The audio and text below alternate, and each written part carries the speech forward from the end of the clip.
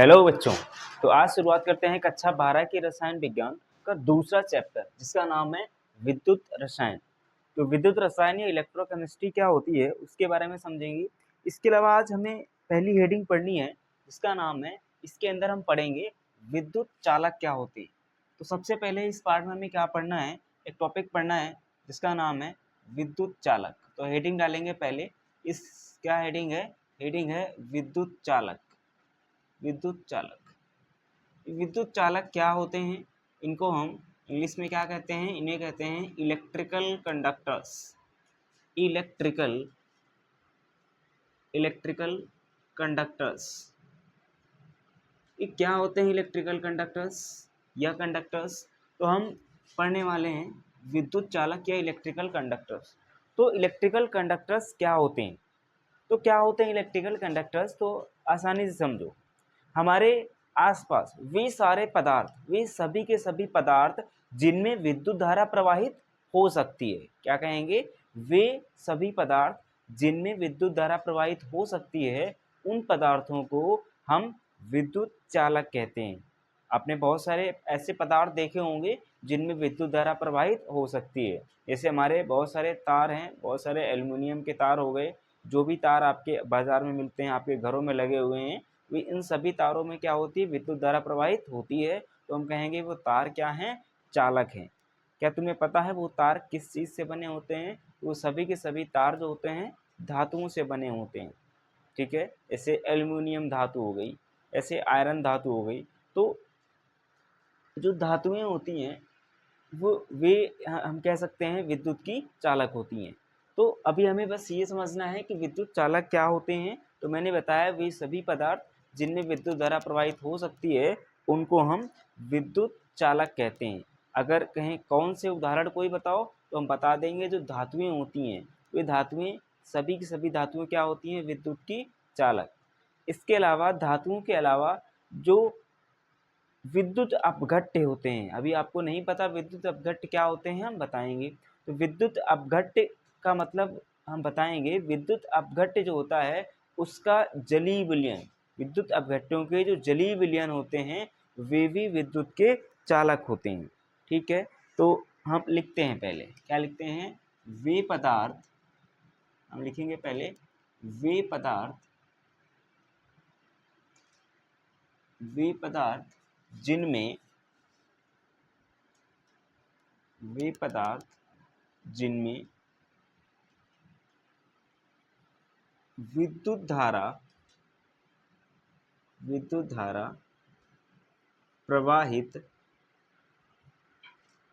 प्रवाहित हो सकती है, हो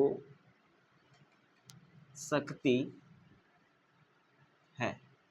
वे सभी पदार्थ जिनमें विद्युत धारा प्रवाहित हो सकती है, उन सभी पदार्थों को हम क्या कहते हैं, विद्युत चालक कहते हैं। समझ में आया?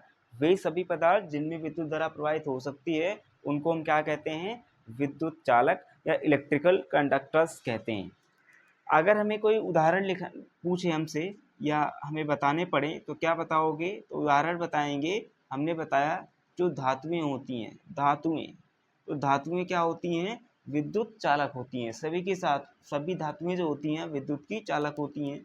इसके अलावा धातुओं के अलावा अगर कोई दूसरा उदाहरण पूछे तो हम बताएंगे जो विद्युत अपघट्य होते हैं, पढ़ा देंगे आगे, समझा देंगे। तब तक के लिए याद करो, जो विद्युत अपघट्य होते हैं तो कहेंगे विद्युत अपघट्यों के जलीय विलयन, जो विद्युत अपघट्य होते हैं उनके जो जलीय विलयन होते हैं उनमें भी विद्युत धारा प्रवाहित करी जा सकती है। विद्युत अपघट्यों के जलीय विलयन, विद्युत अपघट्य हम पढ़ाएंगे, अभी के लिए सीधे याद करो, अगले लेक्चर में पढ़ाएंगे। तो विद्युत अपघट्यों के जो जलीय विलयन होते हैं उनमें विद्युत धारा प्रवाहित करी जा सकती है। इस वजह से विद्युत अपघट्य के जलीय विलयन क्या है, विद्युत के चालक हैं। जो धातुएं होती हैं उन धातुओं में भी विद्युत धारा प्रवाहित करी जा सकती है। इस वजह से धातुओं को भी विद्युत चालक या इलेक्ट्रिकल कंडक्टर्स कहते हैं। ठीक है, तो ये हमने पढ़ा विद्युत चालक। विद्युत चालक के बाद जो दूसरी चीज़ पढ़नी है हमें, हमें पढ़ना है विद्युत कुचालक कह सकते हैं या सीधे हम लिखते हैं कुचालक।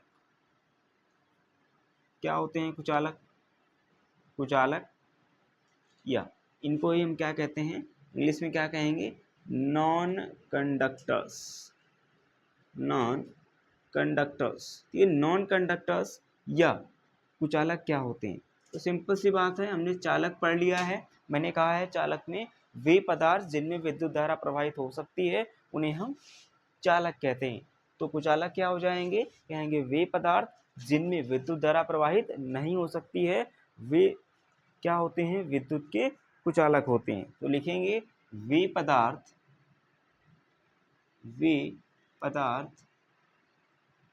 जिनमें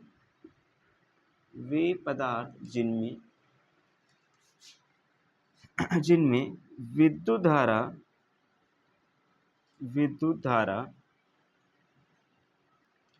प्रवाहित नहीं हो सकती, जिनमें विद्युत धारा प्रवाहित नहीं हो सकती।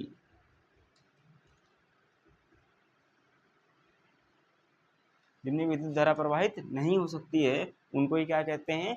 कुचालक कहते हैं। अगर उदाहरण पूछें तो इसके उदाहरण जो हैं, कुचालक के उदाहरण जो हैं, हम लिख सकते हैं कुचालक जैसे शुद्ध जल।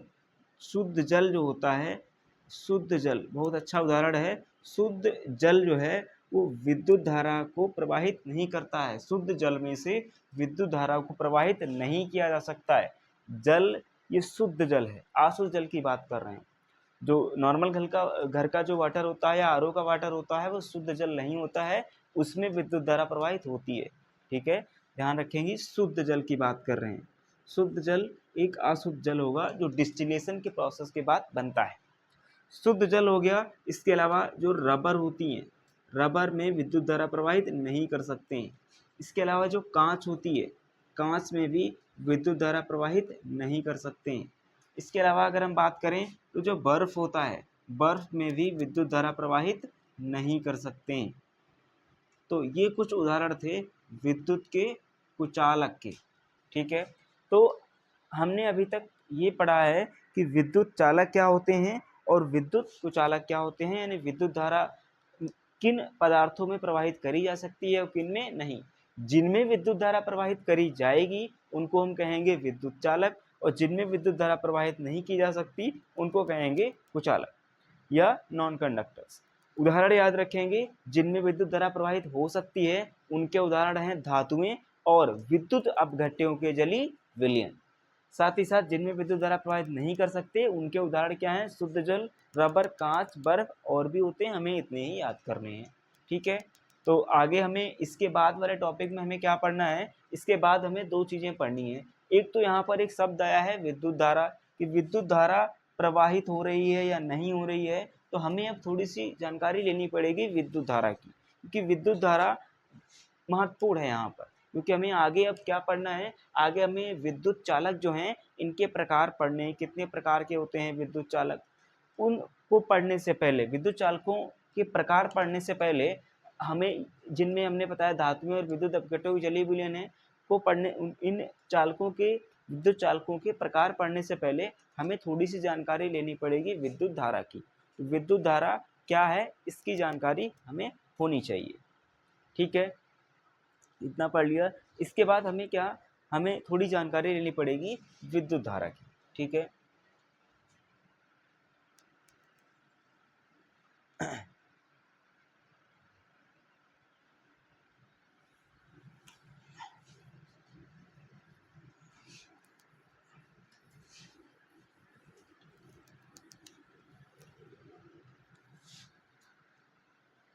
देखो अभी तक हमने ये पढ़ा कि विद्युत धारा अगर प्रवाहित होती है जिन पदार्थों में, उन पदार्थों को हम क्या कहते हैं? विद्युत के चालक कहते हैं या सुचालक कहते हैं।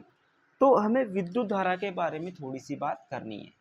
हमें विद्युत धारा के बारे में थोड़ी सी बात करनी है। जो विद्युत धारा होती है ये क्या है? क्या है विद्युत धारा? हमने पढ़ा होगा हाई स्कूल में, विद्युत धारा जो है उसे करंट कहते हैं और आई से प्रदर्शित करते हैं। इलेक्ट्रिक करंट, इसे हम आई से प्रदर्शित करते हैं। तो विद्युत धारा क्या है? तो विद्युत धारा जो होती है वो कुछ नहीं, आवेश की प्रवाह की दर, आवेश की प्रवाह की दर को हम विद्युत धारा कहते हैं। अगर हम लिखना चाहें तो हम कहेंगे आवेश के प्रवाह की दर, तो आवेश प्रवाह की जो दर होती है उसी को हम विद्युत धारा, आवेश प्रवाह की दर को धारा कहते हैं। क्या कहते हैं? धारा कहते हैं। तो आवेश प्रवाह की जो दर होती है उसी को हम क्या कहते हैं? विद्युत धारा कहते हैं। तो आवेश प्रवाह क्या होता है? आवेश प्रवाह का मतलब आवेश के बहने की जो दर होती है। प्रवाह का मतलब क्या है? दर। तो आवेश के बहने की जो दर होती है उसी को हम धारा कहते हैं।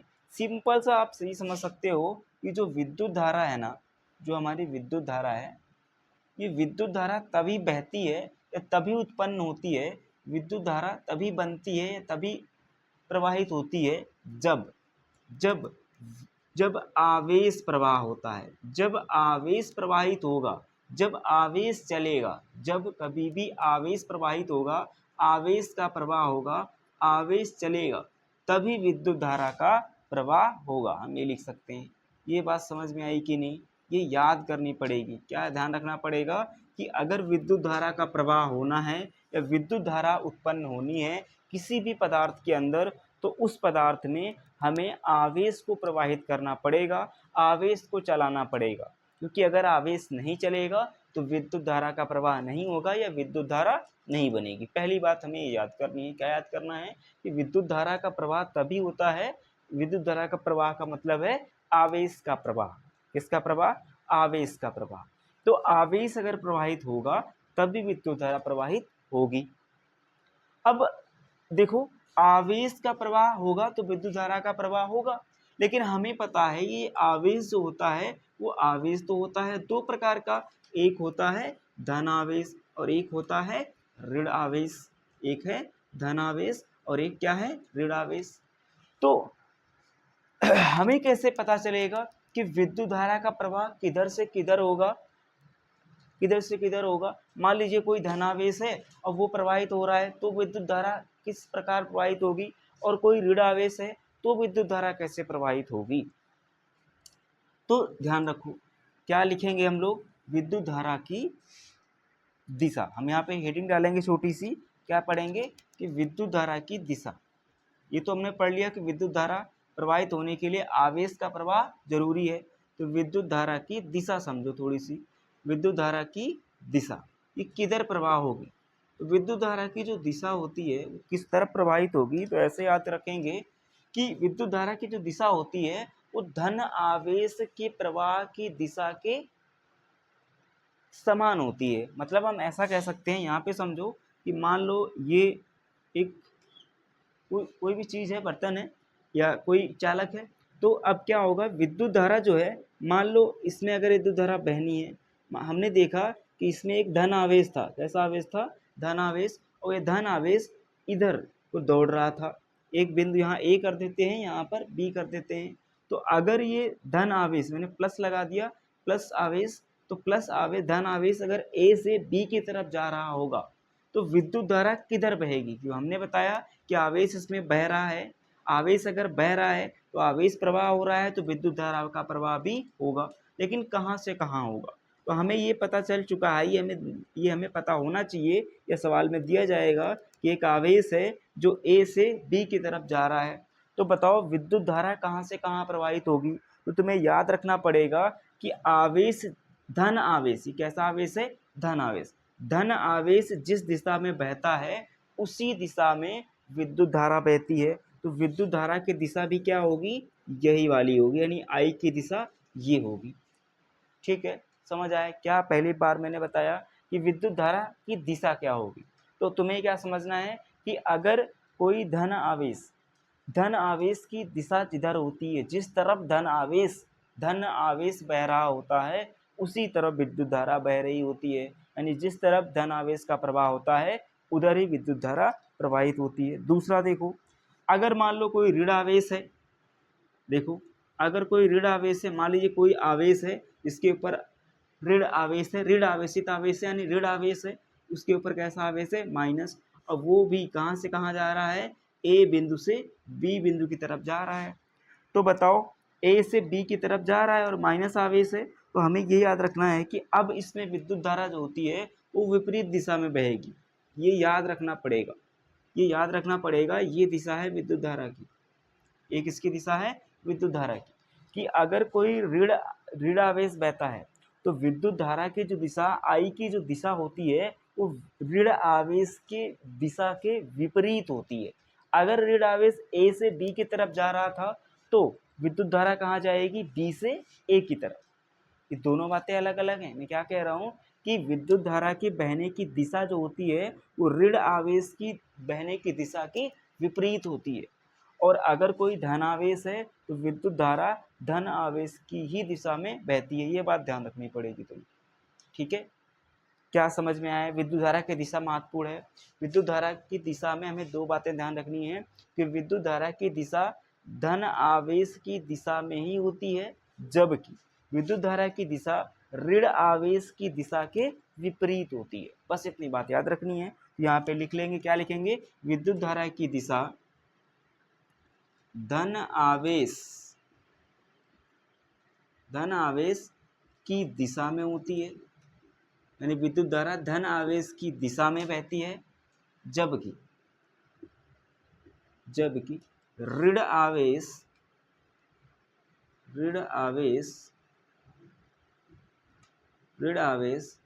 की दिशा के विपरीत, यानी जो विद्युत धारा की दिशा होती है वो धन आवेश की दिशा में होती है, जबकि ऋण आवेश की दिशा के विपरीत होती है। ये बात ध्यान रखनी है तुम्हें। तो अभी हमने विद्युत धारा के बारे में दो चीजें पढ़ी।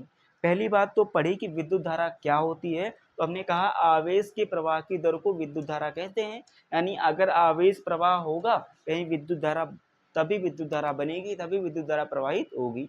तो आवेश प्रवाह तो दो तरीके से होता है, आवेश तो दो तरीके का होता है, एक होता है धन आवेश, एक होता है ऋण आवेश। तो अगर धन आवेश होगा तो विद्युत धारा का प्रवाह कैसा होगा, और अगर ऋण आवेश होगा तो कैसा होगा। अब छोटा सा सवाल है, ठीक है। अब विद्युत धारा की दिशा में इतना ही हमें पढ़ना है।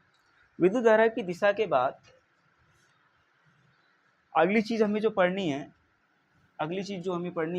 वो पढ़नी है विद्युत धारा के बहने का कारण या आवेश के बहने का कारण क्या होता है, आवेश के प्रवाह का कारण क्या होता है, आवेश क्यों बहता है, ठीक है। जैसे मैं क्या कह रहा हूँ कि अगर विद्युत धारा का प्रवाह होना है तो आवेश का प्रवाह होना जरूरी है, और अगर आवेश का प्रवाह होगा तो विद्युत धारा का भी प्रवाह होगा। तो हम क्या देखेंगे, हम ये कहेंगे कि हमें ये पता चला है कि जो विद्युत धारा का प्रवाह होता है वो आवेश प्रवाह के बराबर होता है। यानी विद्युत धारा का प्रवाह जो होता है वो आवेश के प्रवाह के बराबर होता है, यानी आवेश प्रवाह होगा तो विद्युत धारा भी प्रवाहित होगी। अब ये जो आवेश प्रवाह है ना, आवेश कैसे प्रवाहित होता है, कैसे बहता है आवेश, यानी आवेश प्रवाहित होने का मतलब है या बहने का मतलब है आवेश एक स्थान से दूसरे स्थान पर किस प्रकार से जाता है। तो कैसे जाता है, तो आवेश के प्रवाह के दो कारण हैं, यानी दो तरीके से आवेश बह सकता है, या आवेश एक स्थान से दूसरे स्थान पर दो तरीके से जा सकता है। तो हम क्या कहेंगे, आवेश प्रवाह का कारण, एक कारण कह लो या तरीके कह लो कि आवेश प्रवाह के तरीके क्या हैं। तो आवेश प्रवाह के दो कारण हैं। एक तो आवेश प्रवाह का कारण है मुक्त इलेक्ट्रॉन। क्या है, मुक्त इलेक्ट्रॉन। हम लिखेंगे मुक्त इलेक्ट्रॉन। जो आवेश बहता है ना वो दो कारणों से बह सकता है, या तो मुक्त इलेक्ट्रॉन की वजह से, या फिर वो बह सकता है मुक्त आयन की वजह से। या तो मुक्त इलेक्ट्रॉन की वजह से या वो बहेगा मुक्त आयन की वजह से। ठीक है, मैं क्या कह रहा हूँ, मैंने कहा कि आवेश प्रवाहित हो रहा अगर कहीं पर, तभी तो विद्युत धारा प्रवाहित होगी। और आवेश प्रवाह होने का दो कारण हैं, एक तो मुक्त इलेक्ट्रॉन और एक मुक्त आयन। ये मुक्त इलेक्ट्रॉन क्या होते हैं और मुक्त आयन क्या होते हैं, ये भी बताएंगे। तो ये मुक्त आयन क्या होते हैं, तो मुक्त इलेक्ट्रॉन क्या होते हैं, पहले ये देखो ये मुक्त इलेक्ट्रॉन क्या है। जैसे होता क्या है, ये मुक्त इलेक्ट्रॉन पहले कहाँ पाए जाते हैं वो लिखो, तो कहेंगे ये मुक्त इलेक्ट्रॉन जो होते हैं वो धातुओं में, क्या कहेंगे, धातु में या धातुओं में। मुक्त इलेक्ट्रॉन कहाँ पाए जाते हैं, धातुओं में पाए जाते हैं। और मुक्त आयन कहाँ पाए जाते हैं, तो हम कहेंगे विद्युत अपघट्य, विद्युत अपघट्य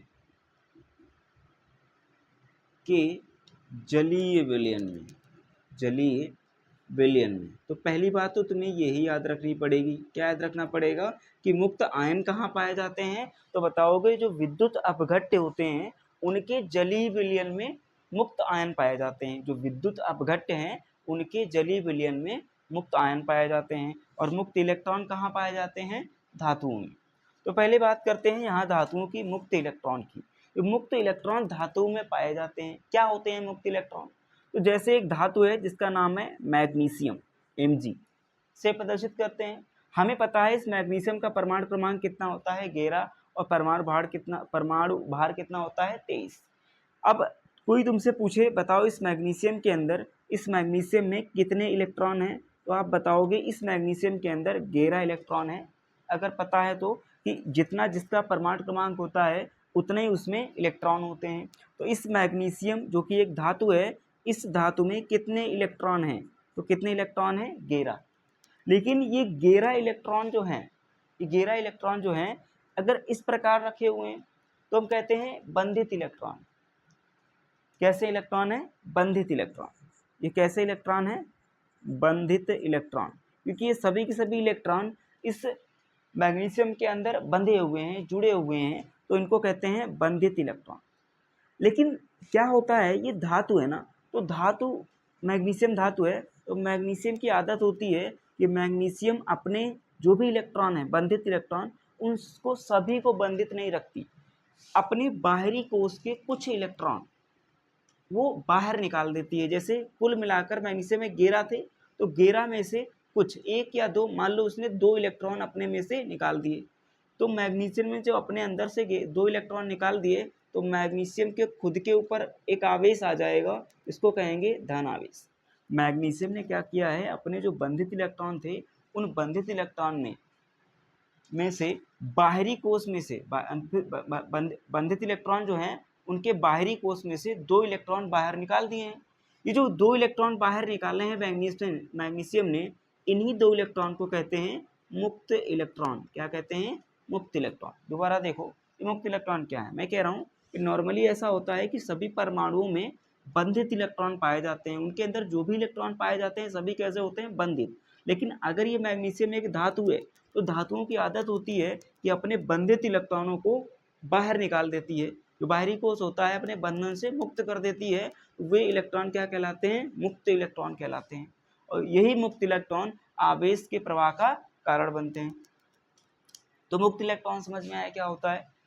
मुक्त आयन क्या होते हैं, तो मुक्त आयन क्या होते हैं, तो हमने कहा विद्युत अपघट्यों के जलीय विलयन में पाए जाते हैं। तो पहली बात तो ये विद्युत अपघट्य क्या होता है यही नहीं पता। तो विद्युत अपघट्य कुछ नहीं, ऐसा कोई भी पदार्थ या ऐसा कोई भी यौगिक, जैसे NaCl एक विद्युत अपघट्य है। जो विद्युत अपघट्य है ना, इसका उदाहरण है NaCl। NaCl को विद्युत अपघट्य क्यों कहते हैं, क्योंकि NaCl जो है वो, उसको जैसे ही आप पानी में डालते हो, इस NaCl को जैसे ही पानी में डालोगे तो NaCl Na+ और Cl- में टूट जाता है। तो कोई भी ऐसा यौगिक जिसको पानी में डालने पर वो अपने आयनों में विभाजित हो जाता है या वियोजित हो जाता है, तो उसको हम विद्युत अपघट्य कहते हैं। क्या कहते हैं, विद्युत अपघट्य। तो ये है विद्युत अपघट्य, और इसको जैसे ही पानी में डालोगे तो टूट जाएगा Na+ और Cl- में, पूरी तरह से टूट जाएगा। तो ये जो आयन बनते हैं यही आयन कहलाते हैं मुक्त इलेक्ट्रॉन, मुक्त आयन कहलाते हैं। क्या कहलाते हैं, मुक्त आयन कहलाते हैं। तो मुक्त आयन क्या है, हम कहेंगे जब किसी विद्युत अपघट्य को, विद्युत अपघट्य क्या है आगे अभी डिटेल में पढ़ना है, लेकिन तब तक के लिए क्या कहेंगे कि जब किसी विद्युत अपघट्य को जल में घोला जाता है तो विद्युत अपघट्य अपने आयनों में टूट जाता है और वही आयन क्या कहलाते हैं, मुक्त आयन कहलाते हैं। इस NaCl जो था, जब तक इसको पानी में नहीं डालोगे तब तक इस NaCl में से मुक्त आयन नहीं बनते हैं।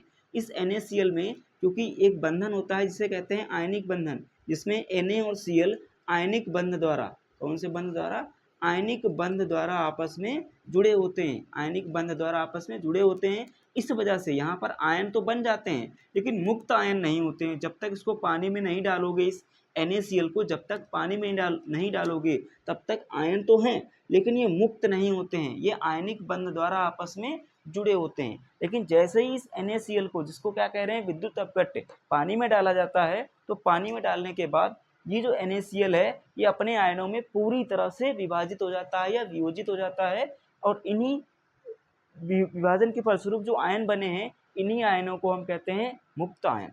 तो समझ में आया मुक्त आयन और मुक्त इलेक्ट्रॉन क्या है। तो दोबारा देखो, हमने कहा विद्युत धारा का प्रवाह होने के लिए आवेश का प्रवाह जरूरी है और आवेश प्रवाह का कारण क्या होता है, या तो मुक्त इलेक्ट्रॉन या मुक्त आयन। तो हम ये भी कह सकते हैं आवेश प्रवाह का जो कारण है वही तो विद्युत धारा का प्रवाह का कारण होगा, यानी विद्युत, क्योंकि आवेश प्रवाहित होगा तभी तो विद्युत धारा प्रवाहित होगी। तो आवेश जिस कारण उस प्रवाहित हो रही है वो कारण क्या है, एक तो मुक्त इलेक्ट्रॉन, एक तो मुक्त आयन। तो हम ये भी कह सकते हैं विद्युत धारा के प्रवाह का कारण क्या है, या तो मुक्त इलेक्ट्रॉन या मुक्त आयन। ठीक है, तो विद्युत धारा का प्रवाह का कारण यही है, क्या, मुक्त इलेक्ट्रॉन या मुक्त आयन। मुक्त इलेक्ट्रॉन क्या होते हैं मैंने बता दिए और मुक्त आयन क्या होते हैं ये भी मैंने बता दिए।